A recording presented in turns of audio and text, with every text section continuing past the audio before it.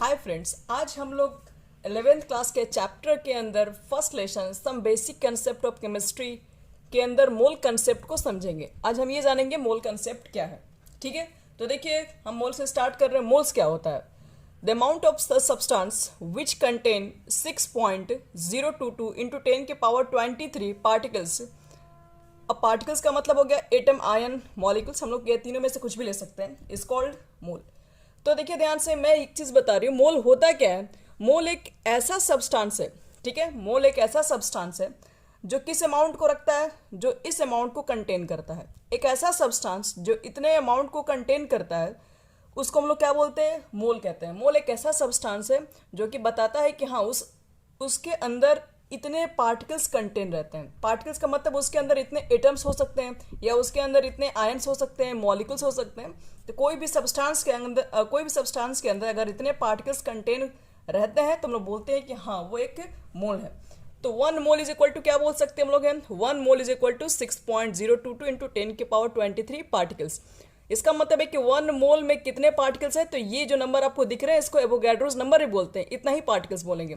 या तो आप इसको बोल दो ये नंबर को, या फिर हम इसको शॉर्ट में एवोगैड्रोस नंबर भी बोल सकते हैं। इसको शॉर्ट में एन से रिप्रेजेंट करते हैं। 1 मोल इज इक्वल टू क्या? तो बोलेंगे एवोगैड्रोस नंबर, यानी 6.022 10 के पावर 23 पार्टिकल्स। पार्टिकल्स में क्या ले सकते हैं? एटम्स, मॉलिक्यूल्स, आयंस, कोई भी चीज़ ले सकते हैं। अब देखिए मैं इसको मोल कंसेप्ट को थोड़ा सिंपल वे में समझा रही हूँ। जैसे मान लीजिए मैंने कहा 1 डजन एप्पल, ठीक है, मेरे पास 1 डजन एप्पल है। तो आपके दिमाग में एक बार एकदम क्लियर हो गया कि मेरे पास कुल कितने एप्पल्स हैं। कितने एप्पल्स हैं? 12 एप्पल्स है। 1 डजन का मतलब क्या है? आपको रिप्रेजेंट कर रहा है एप्पल्स को। उसी तरीके से देखिए आपके पास जो डजन है वो बता रहा है कि आपके पास 12 क्वांटिटी है। ठीक है, आपके पास कोई भी चीज़ 12 है। तो उसी तरीके से अगर मैं कहीं मोल के ऊपर बात करूं तो इसका मतलब क्या? अगर मैं कोई मोल के ऊपर बात करूं तो मेरे पास इतने पार्टिकल्स को वो इतने नंबर्स को वो क्या कहता है? दर्शाता है कि हाँ उतने नंबर्स मेरे पास है। ये चीज़ इतना मात्रा में मेरे पास होगा। जैसे मान लीजिए 1 मोल ऑफ चौक, मैंने कहा कि मेरे पास 1 मोल ऑफ चौक है। तो मेरे पास कुल कितने चौक हैं? तो ये देखिए मेरे पास 6.022 10 के पावर 23 चौक है। अगर बोला मैं मान लीजिए मेरे पास 1 मोल ऑफ फैन है। अगर मैंने कहा 1 मोल ऑफ मेरे पास फैन है तो मेरे पास कुल कितने फैन हुए? तो मेरे पास 6.022 10 के पावर 23 फैन हुए। अगर मैंने कहा मेरे पास 1 मोल ऑफ रुपीज़ है तो मेरे पास कुल कितने रुपीज़ है? 6.022 10 के पावर 23 रुपीज़ है। तो इसका मतलब सिर्फ इतना ही है। देखो दोस्तों, इसका मतलब है कि अगर हम कहीं भी 1 मोल का यूज़ कर रहे हैं, ठीक है, किसी भी टर्म के लिए, किसी भी पार्टिकल्स के लिए, तो वो एक अमाउंट को ही रिप्रेजेंट कर रहा है। ये सब कुछ क्या है? ये सब कुछ अमाउंट ही है। ये भी एक अमाउंट है, ये भी एक अमाउंट है और ये भी एक अमाउंट है। तो 1 मोल्स आपको क्या बताता है? 1 मोल्स इतना बताता है कितने पार्टिकल्स को वो कंटेन करता है। कितने पार्टिकल्स? 6.022 10 के पावर 23 पार्टिकल्स को। ठीक है, 1 मोल्स का मतलब समझ में आ गया। अब हम लोग ये सीखने जा रहे हैं how we can identify atoms, molecules, ions. क्योंकि हमें देखिए ये टर्म सीखना बहुत जरूरी होता है। क्योंकि मोल कंसेप्ट के अंदर आपको बहुत सारे क्वेश्चन ऐसे पूछे जाते हैं, जैसे कि मान लीजिए पूछ देगा कि 1 मोल में कितने एटम्स हैं। 2 मोल मेरे पास वाटर है तो उसमें कितने एटम्स है। तो आपको एटम्स, मॉलिक्यूल्स और आयन को पहचानने आना चाहिए, तभी जाके इसके आप कोई न्यूमेरिकल्स बना पाओगे। तो हम पहले क्या करेंगे? हम आइडेंटिफाई करेंगे। क्या आइडेंटिफाई करना है? मुझे एटम्स, मॉलिक्यूल्स और आयन को आइडेंटिफाई करना है। तो आज तो हम सिर्फ एटम्स और मॉलिक्यूल्स बताएंगे। आयंस के बारे में हम लोग नेक्स्ट वीडियो बनाएंगे। तो यहाँ देखिए, तो एटम्स पहले क्या होता है, पहले एटम्स के बारे में जान लें। एटम्स देखिए, an atom is the smallest particle of an element. जो आपके पास एटम होते हैं, पहली बात कि वो तो स्मॉलेस्ट पार्टिकल्स एलिमेंट के होते हैं। विच में, ठीक है, जो हो सकता है और में not capable of independent existence. Independent existence, जो कि इंडिपेंडेंट एग्जिस्टेंस में कैपेबल हो भी सकता है और नहीं भी हो सकता है। मतलब क्या इसका? पहले तो याद रखिए कि कोई भी जो एटम्स होते हैं वो एलिमेंट के सबसे स्मॉलेस्ट पार्टिकल्स होते हैं। ठीक है, जो कि वो सिंगल स्टेट में भी एग्जिस्ट कर सकता है या फिर वो सिंगल स्टेट में एग्जिस्ट नहीं भी कर सकता है। जैसे मान लीजिए फॉर एग्जांपल देखिए, इसको समझा रहे हैं हम। जैसे मान लो मैंने बोला कि मेरे पास एटम ऑफ आयरन, ठीक है, अगर हम एटम ऑफ आयरन बोले, कॉपर बोले, गोल्ड बोले, सिल्वर बोले, जिंक बोले, ईटीसी, ये सब जितने एटम्स होंगे ये सब क्या होते हैं? ये सब एग्जिस्ट फ्रीली। ये सब फ्रीली मतलब ये क्या होते हैं? इंडिपेंडेंट एग्जिस्ट कर सकते हैं। Whereas atom of hydrogen, अगर मैं हाइड्रोजन के ऊपर बात करूं या ऑक्सीजन के ऊपर या नाइट्रोजन के ऊपर, तो ये सब कैनॉट एग्जिस्ट फ्रीली। ये सब फ्रीली एग्जिस्ट नहीं होते हैं। ये सब कैसे एग्जिस्ट होते हैं? हाइड्रोजन एटम के ऊपर बात करें हम तो ये H2 के फॉर्म में पाए जाते हैं, O2 के फॉर्म में पाए जाते हैं और N2 के फॉर्म में पाए जाते हैं। तो कुछ एटम्स जो आपके पास होंगे वो फ्रीली एग्जिस्ट करते हैं, जैसे मैंने ऊपर वाला जो एग्जांपल दिया। कुछ एटम्स होते हैं जो फ्रीली एग्जिस्ट नहीं कर सकते हैं, वो नीचे वाला आपके पास हो गया। तो इसी तरीके से कहा जा रहा है कि एटम सबसे स्मॉलेस्ट पार्टिकल्स होता है एलिमेंट का, जो कि एक इंडिपेंडेंट एग्जिस्टेंस उसका फ्रीली भी हो सकता है, ठीक है, और नहीं भी हो सकता है। फ्रीली अगर कौन कौन सा होगा, तो अब मैंने आपको ऊपर एग्जाम्पल में लिखा दिया, और भी ऐसे बहुत सारे एग्जाम्पल्स हैं, और ये आपके पास जो नीचे के एग्जाम्पल है वो फ्रीली एग्जिस्ट नहीं करते हैं। अब देखिए, जैसे मान लीजिए कि H2 कहीं लिखा हुआ, अब इसका मतलब क्या समझ में आ रहा है? H2 का मतलब ये हुआ कि 2 एटम ऑफ हाइड्रोजन, ठीक है। अगर मेरे पास कहीं O2 लिखा हुआ, तो O2 का मतलब ये हुआ कि 2 एटम ऑफ मेरे पास क्या है, ऑक्सीजन है। अगर H2O लिखा है तो इसका मतलब क्या है, H2O लिखा है इसका मतलब है कि उसके अंदर 2 एटम हाइड्रोजन है और 1 एटम क्या आपके पास है, ऑक्सीजन है। ध्यान रखिएगा, इसके अंदर आपके पास जो एटम्स होते हैं वो एटम्स आपके पास सबसे स्मॉलेस्ट पार्टिकल्स होते हैं किसी भी एलिमेंट्स के। अब चलिए हम लोग देखते हैं, एटम्स के ऊपर तो हो गया, अब हमको सीखना है कि मॉलिक्यूल्स क्या होती हैं, ठीक है। तो चलिए मॉलिक्यूल्स पहले सीखते हैं, उसके बाद हम लोग फाइंड आउट करेंगे। देखिए मॉलिक्यूल्स क्या होते हैं, व्हेन 2 और मोर एटम, ठीक है, are combined by chemically bond, या केमिकली भी बोल सकते हैं, टू फॉर्म मॉलिक्यूल्स। अगर आप 2 या फिर 2 से ज़्यादा एटम को आप कंबाइन कीजिएगा केमिकल मेथड से तो मॉलिक्यूल्स बनता है, ठीक है। जैसे एग्जांपल देखिए, H2 को कंबाइन करने के लिए मेरे पास 2 एटम ऑफ हाइड्रोजन यूज हुआ है।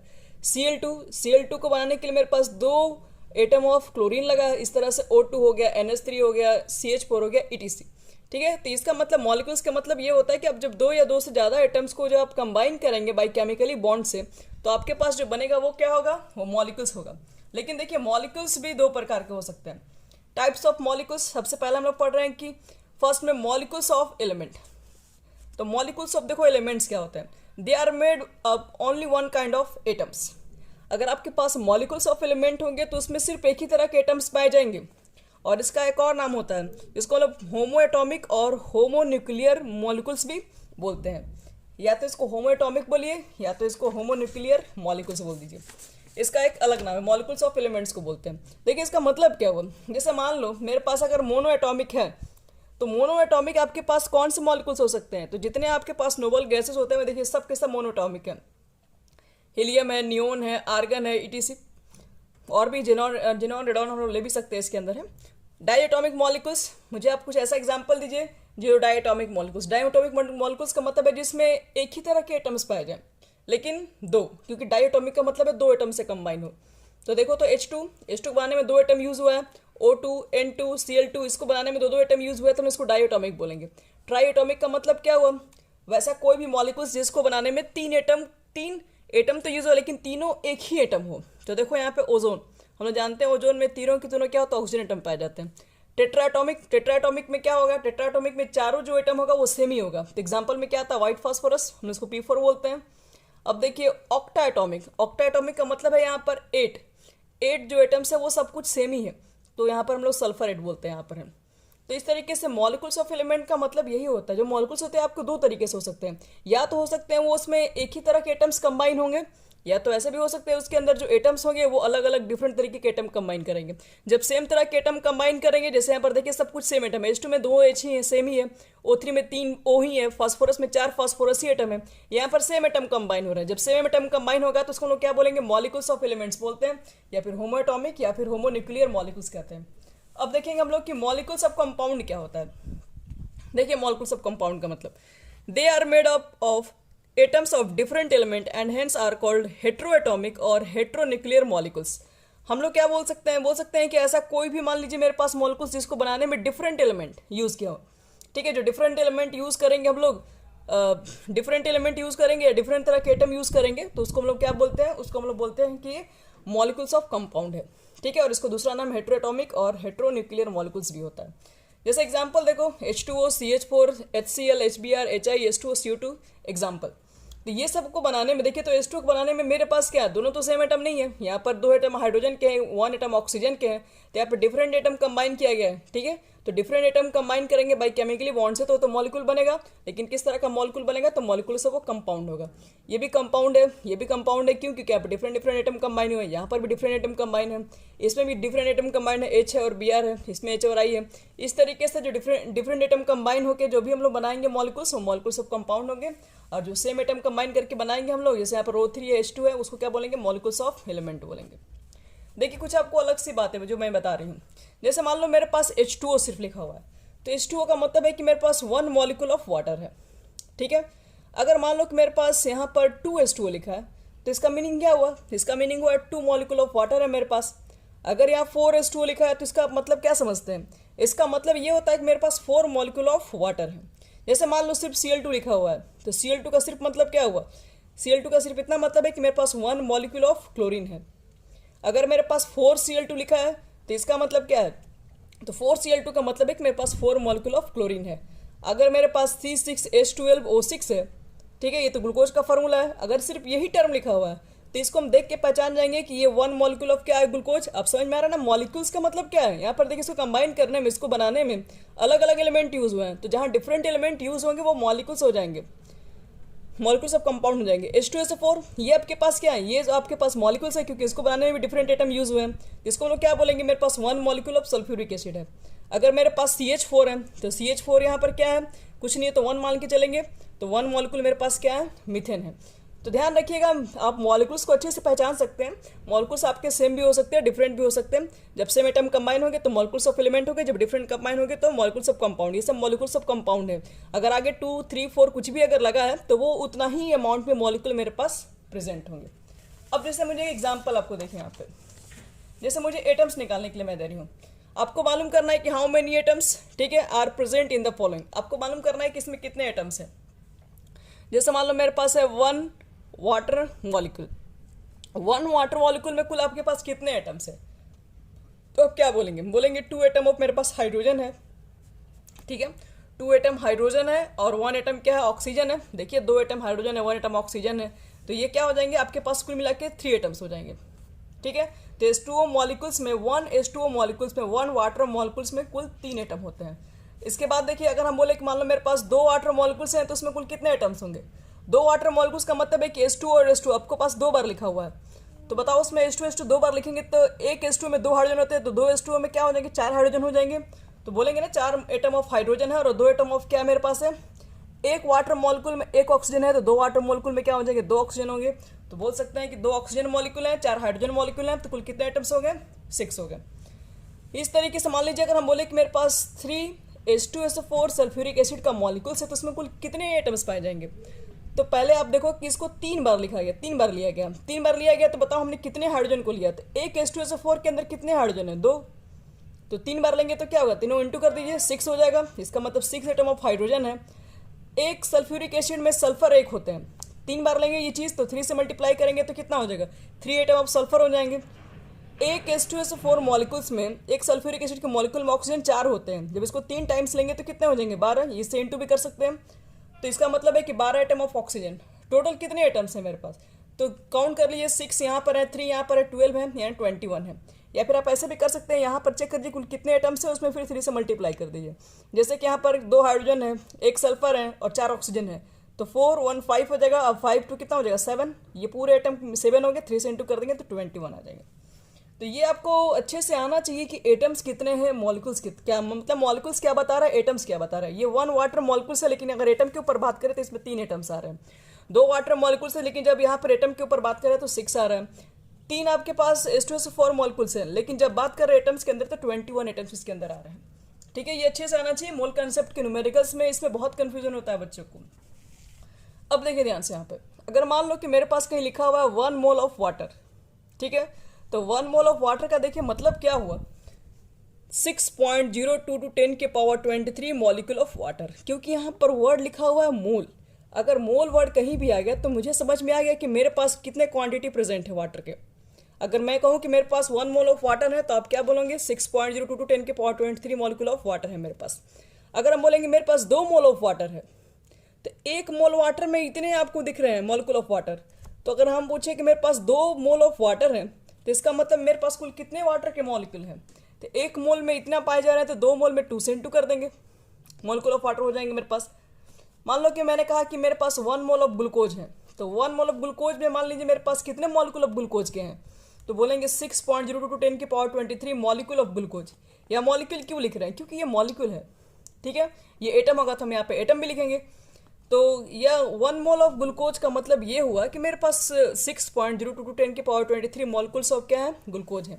अगर मैंने मान लो बोला कि 4 मोल ऑफ मेरे पास N2 है, ठीक है, तो 4 मोल ऑफ N2 है, तो मेरे पास कुल कितना मॉलिक्यूल ऑफ N2 है, तो 4 से पहले तो N2 कर देंगे, और 1 मोल ऑफ, आप जानते हैं ऐसे पहले आप लिख लोगे कि 1 मोल ऑफ N2 में इतने आपके पास मॉलिक्यूल N2 के पाए जाएंगे, तो 4 मोल में क्या करेंगे, 4 से N2 कर देंगे।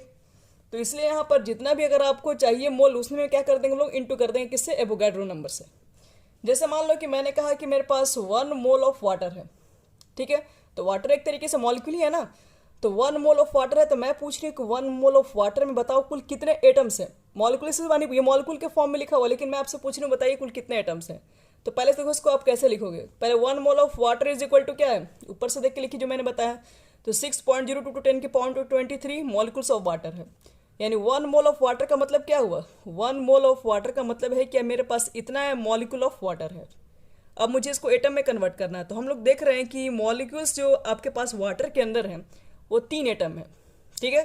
तो हम लोग बोलेंगे किसके अंदर की, वाटर में अगर हमको 3 एटम दिखाई दे रहे हैं, तो ये तो आप जो बता रहे हैं वो 3 मॉलिक्यूल, 1 मॉलिक्यूल ऑफ, हम लोग इसको ऐसे भी लिख सकते हैं, देखिए बोल सकते हैं कि 1 molecule of water, 1 molecule of water में कितने होते हैं, 3 एटम्स होते हैं। 1 मॉलिक्यूल जब वाटर लेंगे तो उसमें कितने एटम पाए जाएंगे, मेरे पास 3 एटम होंगे। एक मॉलिक्यूल में 3 एटम होंगे, तो मेरे पास तो कुल इतने मॉलिक्यूल्स है, देखिए ध्यान से, इतने सारे मॉलिक्यूल्स हैं, तो इसे मल्टीप्लाई कर देंगे, उसमें इस नंबर से क्या करेंगे, 3 में मल्टीप्लाई कर देंगे तो एटम्स निकल जाएगा, ठीक है। तो मेरे पास अगर कोई क्वेश्चन में मोल से एटम में अगर पूछ रहा है, ठीक है, तो पहले आप क्या करो कि मोल्स को पहले आप देख लो कि वो जो आपके पास कंपाउंड है मॉलिक्यूल्स में है या एटम्स में है। अगर ये मॉलिक्यूल्स में है तो पहले उसको लिख दो कि 6.02 × 10⁻23 मॉलिक्यूल्स ऑफ वाटर है, और उसके बाद उसमें जितने एटम्स हैं उसको क्या कर दो, उससे इंटू कर दो, तो आपको टोटल एटम्स निकल जाएंगे कि आपके पास 1 मोल ऑफ वाटर में कुल कितने एटम्स हैं। जैसे कि और एग्जाम्पल देखो, मान लो मेरे पास 2 मोल ऑफ वाटर है, ठीक है, अगर मेरे पास 2 मोल ऑफ वाटर है तो मेरे पास कुल कितने मॉलिक्यूल्स ऑफ वाटर हैं, तो हम लोग जानते हैं कि 1 मोल ऑफ वाटर में इतने मॉलिक्यूल्स वाटर के होते हैं, तो 2 मोल ऑफ वाटर लेंगे तो क्या होंगे, 2 से इंटू कर देंगे इतना मॉलिक्यूल ऑफ वाटर, और एक वाटर के मॉलिक्यूल में 3 एटम, ठीक है, एक वाटर के मॉलिक्यूल में 3 एटम, तो इतने में कितने होंगे, तो 3 से इंटू कर देंगे, यानी 3 से इंटू कर देंगे तो क्या हो जाएगा 2, और 3 से इंटू कर देंगे तो 6 हो जाएगा, बाकी सब वही उतर जाएगा, ठीक है। यानी इतने एटम क्या होंगे मेरे पास, 2 मोल ऑफ वाटर के अंदर पाए जाएंगे। अगर मान लो मैंने कहा कि 1 मोल ऑफ मेरे पास ग्लूकोज है, ठीक है, अगर 1 मोल मेरे पास ग्लूकोज है तो मैं आपसे पूछ रही हूँ कि बताओ मेरे पास, अब मैं सेपरेट पूछ रही हूँ, कार्बन के कुल कितने एटम होंगे, हाइड्रोजन के कितने एटम होंगे, ऑक्सीजन के कितने एटम होंगे।